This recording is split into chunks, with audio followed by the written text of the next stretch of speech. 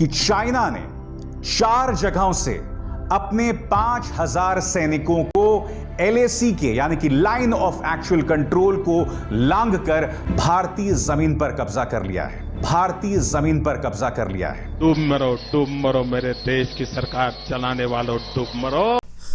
General Ayub Khan को अपने ओहदे से इसलिए मुस्तफी होना पड़ा था कि उन्होंने जब 1962 में जब चाइना और इंडिया की लड़ाई हो रही थी तो उस मौके को गनीमत जानकर पाकिस्तान ने इंडिया पर हमला न किया और अपना इलाका कश्मीर वापस न लिया। इसलिए पाकिस्तान में उनके खिलाफ नफरत बढ़ गई। दोस्तों, पिछले 60 सालों से फिर चाइना और इंडिया के दरमियान एक गोली तक नहीं चली, जबकि मोदी गवर्नमेंट के आते ही पहली झड़प 2017 में हुई थी और सिर्फ गाली गलौज और धक्का मुक्की होती रही। लेकिन अब 2020 में इंडिया ने कश्मीर के आर्टिकल को खत्म करके पाकिस्तान का इलाका और लद्दाख समेत अपने अंदर शामिल कर दिया था। तब से चाइना ने कहा था कि लद्दाख पर उसका हक है और कश्मीर पर पाकिस्तान का, और वो ऐसा होने नहीं देगा। तकरीबन 2 हफ्ते पहले चाइना ने अपने 5000 फौजी लद्दाख में चुपके से दाखिल कर दिए और उन्होंने इंडियन शहरों पर कब्जा करके इंडियन फौजियों को कैदी भी बना दिया था और कुछ इंडियन फौजी मिन्नत समाजत करके वापस भाग खड़े हुए और इस वाक़े की वीडियो ने इंडिया में खलबली मचा दी थी और इंडियन लोगों ने यहाँ तक कहा कि एक कर्नल रैंक का आदमी कैसे मिन्नत समाजत कर रहा है और इंडियन आर्मी को ऐसे जवानों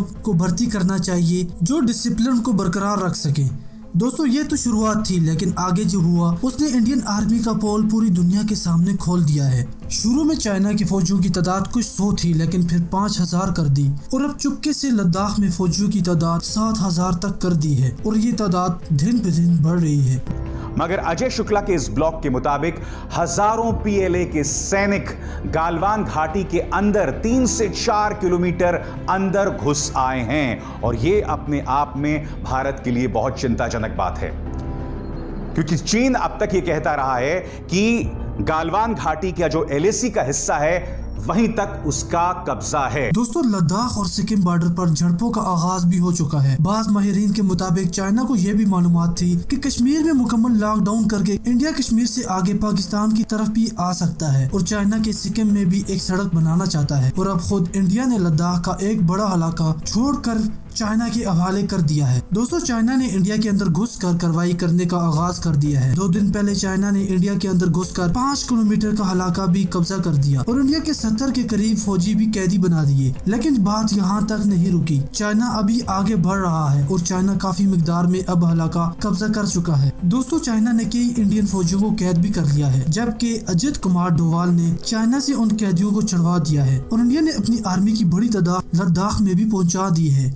आलमी माहिरीन के मुताबिक चाइना और इंडिया की ये झड़पें एक बड़ी जंग में बदल सकती हैं। आलमी माहिरीन ने कहा कि इंडिया अब बड़े मुश्किल में फंसने जा रहा है। एक तरफ नेपाल ने इंडिया पर इल्जाम लगाते हुए ये कहा कि इंडिया ने नेपाल में वबा फैलाई है और दूसरी तरफ इंडिया के एक बड़े इलाके पर अपना हक भी दायर कर दिया कि ये इलाके भी नेपाल का हिस्सा है और नेपाल इन इलाकों को वापस लेगा। इससे इंडिया अगर नाराज होता है तो उससे उन्हें कोई फर्क नहीं पड़ता। नेपाल की जानिब से इंडिया को फटकार लगी ही थी कि चाइना ने एक और बड़ी फटकार लगा दी है। इस सारी सूरत हाल में आपने ये सोचा होगा कि पाकिस्तान क्या कर रहा है। दोस्तों, पाकिस्तान अब इस मौके से पूरा फायदा उठाएगा। पाकिस्तान ने स्कर्दू एयरबेस में नए जहाज तैनात कर दिए हैं और इस एयरबेस को दोबारा नौ तामीर कर दिया है। पाकिस्तान ने इस बेस पर काफी तादाद में इंडिया के हथियारों के किलर F-17 थंडर भी तैनात किए हैं। पाकिस्तान के इन जहाजों की तैनाती पर इंडिया में बड़ा ववेला भी किया जा रहा है। लेकिन अगर चाइना और इंडिया की जंग होती है तो पाकिस्तान अपने कश्मीर को इंडिया से ले लेगा और तारीख में जो पहले पाकिस्तान ने गलती की थी वो गलती अब नहीं होगी। भारत के खिलाफ अपनी युद्धक तैयारियों को मजबूती देने के लिए पाकिस्तान स्कर्दू में एक नया एयरबेस बना रहा है।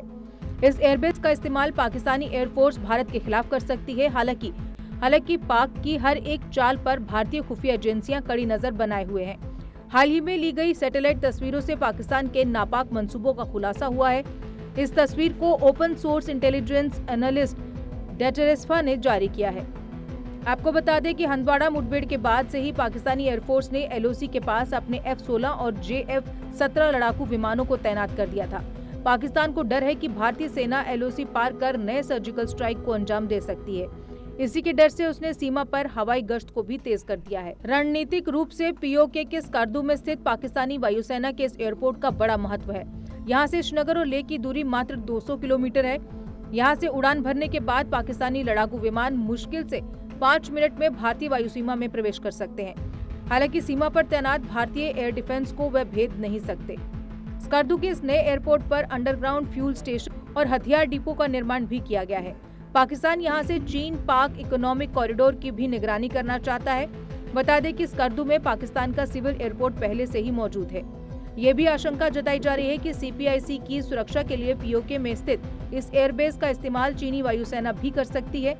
इससे भारत की सुरक्षा संबंधी चिंता भी बढ़ेगी। और जब इंडिया चाइना के साथ जंग में मसरूफ होगा तो दूसरी तरफ पाकिस्तान और एक तरफ से नेपाल इंडिया को मजा सिखाने में कामयाब हो सकते हैं। इंडिया भी इसे लेकर अमेरिका के पास भी जा चुका है कि चाइना को रोका जाए। इससे अमेरिका को भी ये कहा कि चाइना बैनुल-अक़वामी समंदर के जजीरों पर भी कब्जा कर रहा है और इंडिया के समंदर को चारों तरफ से घेर रहा है। एक तरफ पाकिस्तान की एयरबेस भी इंडिया के लिए तैयार खड़ी है। अगर ऐसा हो गया तो इंडिया कैसे बचेगा? इसके जवाब में अमेरिका ने चाइना पर काफी शदीद तनकीद की है और जुबानी इन हरकत से बाज रखने का कहा है, लेकिन अब तो पार्टी शुरू हो चुकी है और अमेरिका भी इसमें खास दिलचस्पी नहीं ले रहा क्योंकि वो खुद अफगानिस्तान से भागने का रास्ता देख रहा है। तहकीकात में ये बात भी सामने आई है कि इंडिया के जवानों पर शदीद फायरिंग भी हुई है और काफी इंडियन फौजी मारे जा चुके हैं और इंडिया ने इस खबर को छुपाकर जो लोग मरे हैं उन्हें कश्मीर में एक धमाके में मरने का कहकर इंडिया इस खबर को छुपा रहा है और इंडिया के तमाम न्यूज चैनल को अब ये हिदायत कर दी गई है कि वो उसको कोई भी चाइना की खबर को न दिखाए। पाकिस्तान ने भी चाइना को ये बता दिया कि जब तक पाकिस्तान की सरहद महफूज नहीं हुई तब तक सी पैक पर खतरा रहेगा, इसलिए पाकिस्तान का कश्मीर पर कब्जा जरूरी है और इसलिए अब चाइना भी इस कोशिश में है कि पूरा कश्मीर अब पाकिस्तान के पास आ जाए। दोस्तों, आपने ये भी सुना होगा कि अफगान तालिबान कश्मीर में जिहाद करेंगे। बाद में काफी जराए से ये बात भी सामने आई कि ये खबर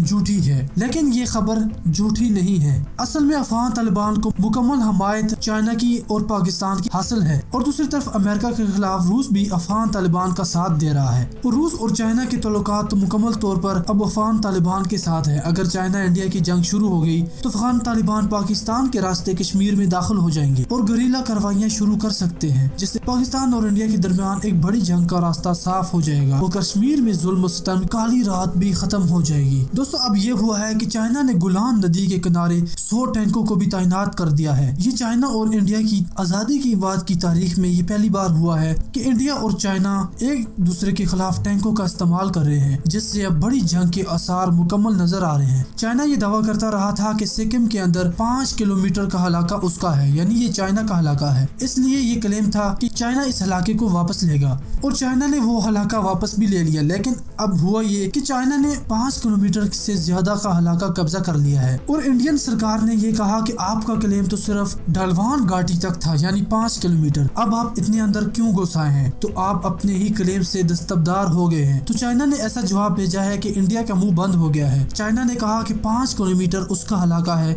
लेकिन आगे जो कब्जा किया हुआ इलाका है वो उसके दोस्त पाकिस्तान का इलाका है, यानी कश्मीर तो पाकिस्तान का है और पूरा का पूरा कश्मीर पाकिस्तान का है और पाकिस्तान उसका दोस्त है, इसलिए अब और भी इलाका चाइना कब्जा करेगा, जितना चाहेगा वो कब्जा करेगा। 5 जगहों पर इन्होंने अपने दर्जनों टेंट्स, करीब 100 टेंट्स जो हैं वो लगा दिए हैं और वो कौन से 5 पॉइंट्स हैं? गालवान रिवर पर पेट्रोलिंग पॉइंट 14 और एक और जगह है जिसका नाम है गोगरा। इसका मतलब यह है कि चाइना की पीपल्स लिबरेशन आर्मी इस मुद्दे को लेकर लगातार तनाव बनाने की कोशिश कर रही है। कारगिल जो है पाकिस्तान का एक हिस्सा है और हम भारत का नियंत्रण तोड़ने के लिए जा रहे हैं, लेकिन इस बारी जो चाइनीज ट्रूप्स आए हैं वो ये नहीं कह रहे हैं कि हम खुद के टेरिटरी के अंदर जा रहे हैं। वो अपने खुद के क्लेम लाइन के आगे बढ़ के 3 या 4 किलोमीटर भारत के अंदर घुसे हुए हैं, उस टेरिटरी के अंदर जो कि चीन भी मानता है कि भारत का एक हिस्सा है। तो ये बहुत चिंताजनक बात है। दूसरी बात ये है कि जिस तादाद में ये लोग आए हैं चाइनीज ट्रूप्स भारत के अंदर और जो वहाँ पे वो अपना डिफेंसेस तैयार कर रहे हैं, तो इनको निकालना, वापस भेजना, इसके लिए अगर ये बातचीत के जरिए मामला हल नहीं हुआ तो काफ़ी लड़ाई करके ये मामला हल करना होगा। तो यहाँ पे कैजुअल्टीज की पॉसिबिलिटी है और ये पॉसिबिलिटी है कि ये लड़ाई काफ़ी दिन चले।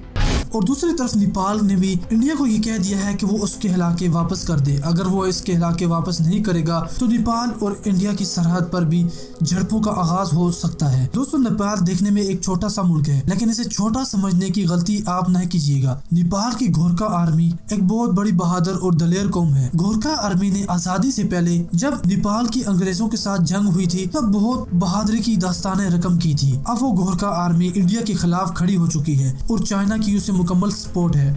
हथियारों के साथ और तादाद के साथ चाइना अब नेपाल की भी मदद करेगा। दूसरी तरफ वो खुद इंडिया को फटकार लगा रहा है और तीसरी तरफ पाकिस्तान भी तैयार खड़ा है। दोस्तों, कश्मीर की काली रात अब खत्म होने वाली है और इंशाल्लाह आजादी कश्मीर का नारा अब हकीकत में बदलने जा रहा है। दोस्तों, ये वीडियो आपको कैसी लगी? अपने भाई कश्मीरियों के लिए ये वीडियो पूरी जहां तक हो सके आप शेयर कीजिए और लाइक करके अपनी राय कमेंट सेक्शन में भी जरूर दीजिएगा और हमारा पाकिस्तान फैमिली का हिस्सा बन जाइए। और हमारा पाकिस्तान फैमिली का हिस्सा बनने के लिए इस चैनल को सब्सक्राइब करके 7 घंटी के बटन को जरूर दबाइएगा। हमें इजाजत दें। खुदा हाफिज।